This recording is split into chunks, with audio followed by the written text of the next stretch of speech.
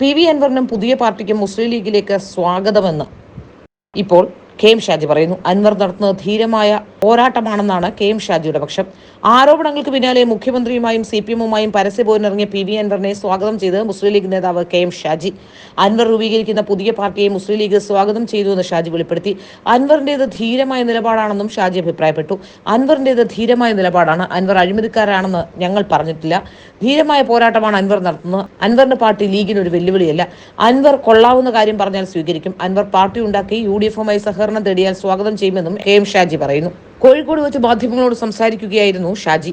PV അൻവറിനെ പിന്തുണച്ച ഷാജി മുഖ്യമന്ത്രിക്കെതിരെ രൂക്ഷ വിമർശനം ഉന്നയിച്ചു. മുഖ്യമന്ത്രിയുടെ ഓഫീസോ P ശശിയോ അജിത് കുമാറോ സുജിത് ദാസോ അല്ലെന്നും യഥാർത്ഥ പ്രതി പിണറായി വിജയനാണെന്നും കെ എം ഷാജി ആരോപിച്ചു. മുഖ്യമന്ത്രിയെ രാജിവെക്കണം.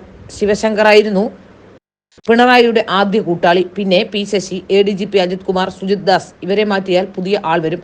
പിണറായി വിജയൻ CPM-ന്റെ അവസാനത്തെ മുഖ്യമന്ത്രിയാണെന്നും ഷാജി പറയുന്നു.